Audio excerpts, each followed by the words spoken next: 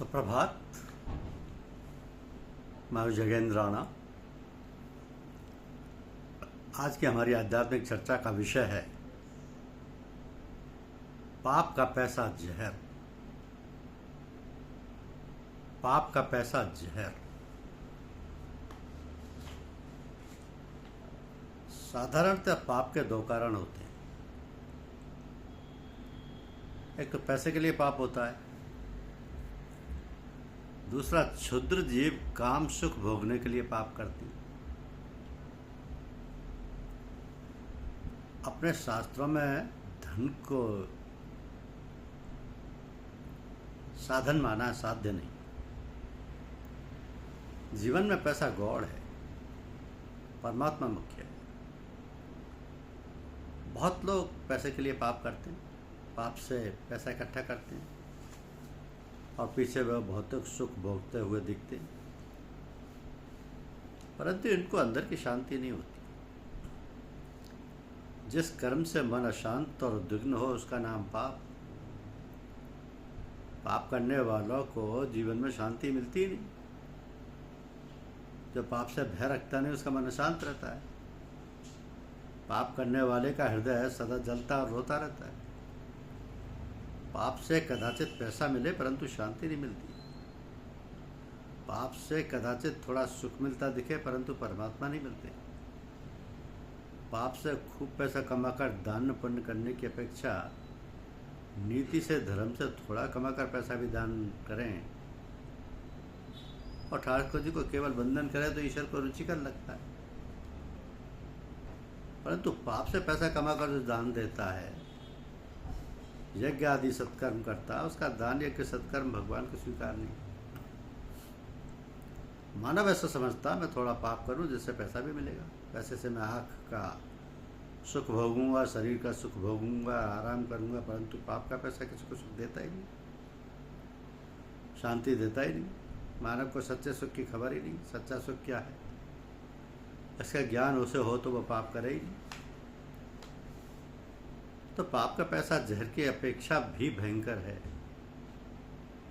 पाप का पैसा कमाने वाले को तो शांति देता नहीं, अपितु घर के लड़कों की भी बुद्धि बिगाड़ता है, बच्चों की भी बुद्धि बिगाड़ता है। पैसे के लिए पाप ना करें, परमात्मा सबका पोषण करते हैं। तुम्हारी चिंता तुमको जितनी है उसकी अपेक्षा परमात्मा को ज़्यादा है। जीव के लिए भगवान जन्म होने से पहले ही सारी तैयारी रखते हैं। माँ के स्तन में दूध कौन उत्पन्न करता है? ये शरीर रुधिर मांस हड्डी से भरा है, फिर भी इसमें से दूध किस रीति से निकलता होगा? ये सब परमात्मा की दया है। अनेक बार मनुष्य काम सुख के लिए पाप करता है। सुखते क्रियते रामा भोग पश्चाद्वंत शरीरे रोग यद्यपि लोके मरणम शरणम तदपि न मुंचति पाप चरणम भज गोविंद। भोग भोगता हुआ मनुष्य स्वयं भुगत जाता है। भोगी का शरीर रोग का घर बन जाता है और अंत में काल का ग्रास बन जाता है। फिर भी मनुष्य पाप छोड़ता नहीं। पर धन और पर स्त्री में मन की प्रवृत्ति सदृश पाप कोई पाप नहीं।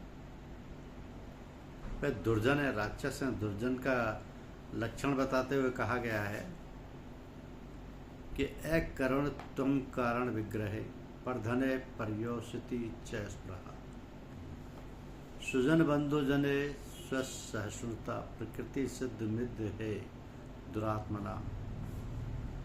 दुर्जन में दया होती नहीं, वो बिना कारण सबके साथ झगड़ता है। पर धन पर स्त्री पर उसकी नज़र होती है। सज्जनों को साधु संतों को त्रास देता है। ये सब राक्षस के लक्षण है। मनुष्य पाप का भय रखता नहीं, इसी से यह दुखी। मनुष्य जीवन में जाने कहाँ तक पाप करता है, छल कपट करता है, अनेक जीवों का अपमान करके वो जीवन पूरा तो करता है परंतु अंतकाल में वो बहुत पछताता है, बहुत घबराता है। पाप से कदाचित कोई जीवन का सुखमय बनाए जीवन को, परंतु मरण के समय उसकी दुर्दशा होती है। अंत समय में जीव की छाती पर इसके समस्त पाप चढ़ बैठते हैं, इससे उसको अपार घबराहट होती है। तो अंत समय में घबराहट उसको होती है जिसके हिसाब में घोटाला है, जिसके जीवन का हिसाब किताब खोटा है, पाप से भरा है, मृत्यु अर्थात प्रभु के दरबार से आया हुआ इनकम टैक्स का बुलावा प्रभु के घर जीवन का हिसाब देने का दिन, हिसाब में घोटाला हो तो वहाँ जाते समय घबराहट होती है। जिसका हिसाब अति शुद्ध है उसको डर क्या है। रोज मंदिर में ना जाने वाले मनुष्य इनकम टैक्स की देनदारी के समय है मंदिर में जाकर भगवान से कहता है कि आज ऑफिसर को अंधा करके मेरा गलत हिसाब किताब पास करवा दे। हे प्रभु मेरा खाता पास हो जाए तो 10 रुपये का थाल धरूँ। लक्ष्मीपति क्या हमारे 10 रुपये की घूस लेकर हमारे लाखों रुपए का पाप छिपाने में मदद करें। मनुष्य अपने पाप में भी ईश्वर का साथ ढूंढता है। मनुष्यों को कदाचित धोखा दिया जा सके परंतु ईश्वर को धोखा नहीं दिया जा सकता। वे तो तन की और मन की दोनों की जानने वाले हैं। इसलिए पाप को प्रकट करो, पाप के समय सावधान रहो, सदैव पाप से बचते रहो, जीवन के खाते में घोटाला ना हो, उसे देखते रहो। तुम मालिक की चीज़ समझदारी से प्रयोग करोगे तो अंत समय में प्रभु को हिसाब देने के लिए जाते समय कुछ भी घबराहट नहीं है। मनुष्य मालिक नहीं प्रभु का मुनीम है। तुम्हारे घर में जो कुछ है वो सब परमात्मा का है और तुम उनके मुनीम हो। तो मुनीम को मालिक का पैसा संभव हो वहाँ तक विवेक से ही खर्च करना पड़ता है और प्रभु पूरा हिसाब रखना पड़ता है। तुम विवेक से भोगोगे और पूरा हिसाब रखोगे तो प्रभु नाराज नहीं होगा। किए हुए पापों के कारण अंतकाल में जीव का पछतावा होता है। उस समय उसको ज्ञान उत्पन्न होता है परंतु वह ज्ञान काम में आता नहीं। उस समय शरीर इतना बिगड़ चुका होता है कि कुछ भी हो नहीं सकता। इसलिए मनुष्य घबराता है कि मैंने कुछ भी तैयारी नहीं की, मेरा क्या हाल होगा। जहाँ जाने के बाद वापस जाना है उस मुसाफिरी की तो मनुष्य बहुत तैयारी करता है परंतु जहाँ जाने के बाद लौट कर नहीं आना है उस अनंत की यात्रा को कोई उगाऊ तैयारी नहीं करता। एक न एक दिन मरना तो अवश्य है, ऐसा सब किसी को ज्ञान है, फिर भी पाप करता है। कारण मनुष्य मृत्यु को भूल जाता है। तो मृत्यु का डर रखो, पाप का डर रखो। तुम अधिक पुण्य ना करो तो बाधा नहीं परंतु पाप तनिक भी ना करो। वाल्मीकि रामायण के सुंदरकांड में सीता जी ने कहा कि मैं किसी पुरुष का स्पर्श करती नहीं।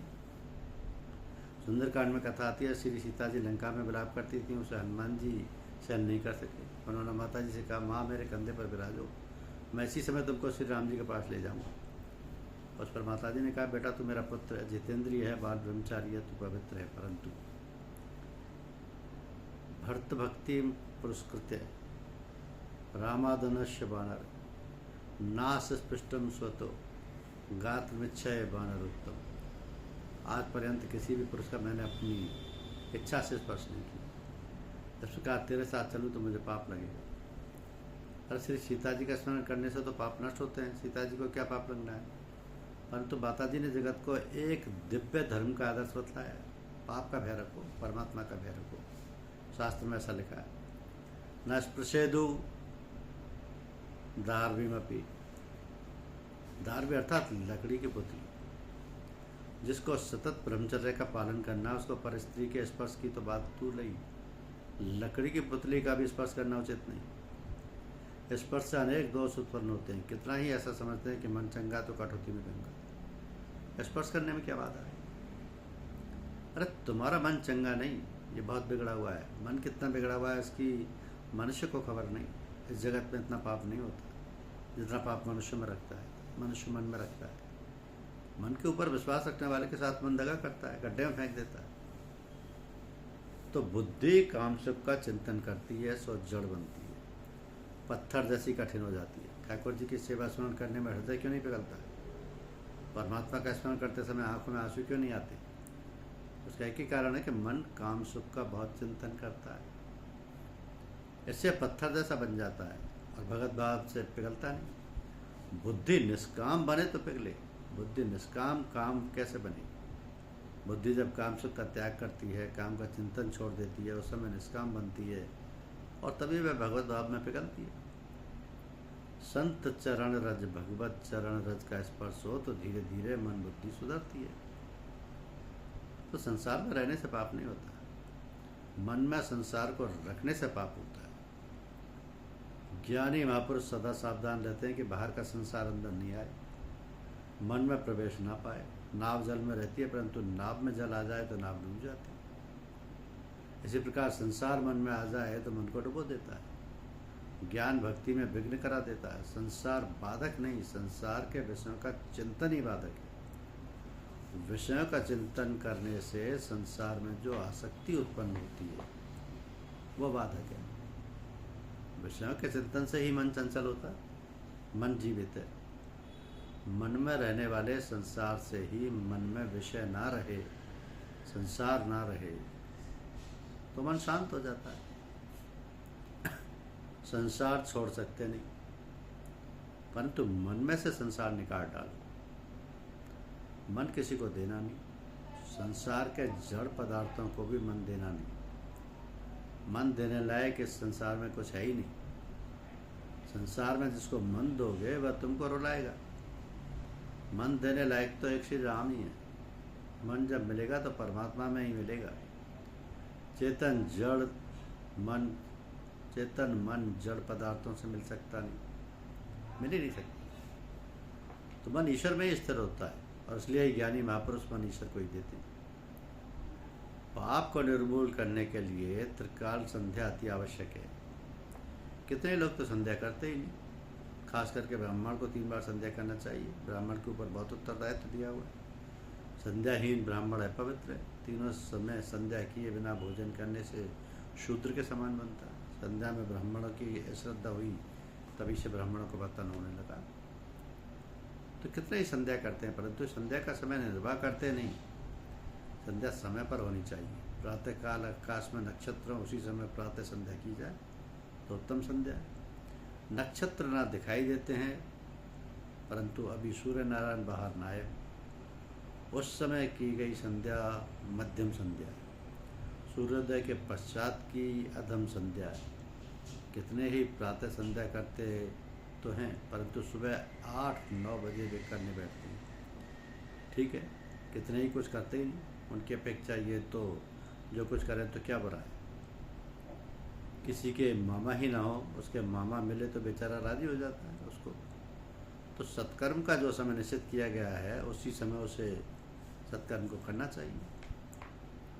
उद्यंत मस्तन मादित्य माधि व्याध्यान कुर्बन ब्राह्मणा सकलम भद्रम नुशते। ब्राह्मण अन्य कुछ ना करे, परंतु सूर्योदय और सूर्यास्त के समय साधे और बहुत सावधान होकर संध्या करे तो उसे और ब्राह्मण की चिंता सूर्य नारायण करते हैं। सूर्य नारायण ब्राह्मणों के गुरु हैं। श्री महाप्रभु जी 3 बार संध्या करते थे, ऐसा उनका चरित्र में लिखा है। त्रिकाल संध्या करो। संध्या के समान श्रेष्ठ सत्कर्म एक भी नहीं। प्रातः संध्या से रात्रि का पाप नष्ट होता है। मध्याह्न की संध्या अन्न जल का दोष दूर करती है। साय संध्या दिन का पाप नष्ट करती है। तो त्रिकाल संध्या की महिमा बहुत बड़ी है। संध्या में सूर्य नारायण का जप करते हुए जगदम्बा गायत्री का ध्यान करना है। संध्या में गायत्री मात्रा का आह्वान करना है कि माँ तुम मेरे हृदय में पधारो, पाप से मेरा रक्षण करो। संध्या में अधमर्षण करना होता है। त्रिकाल संध्या करने वाला कभी मूर्ख रहता नहीं, दरिद्र रहता नहीं। तो प्रातः संध्या से रात्रि का पाप नष्ट होता है। मध्याह्न की संध्या अन्न जल का दोष दूर करती है। साय की संध्या दिन का पाप नष्ट करती है। इसलिए त्रिकाल संध्या करने वाला सदैव प्रसन्न रहता है।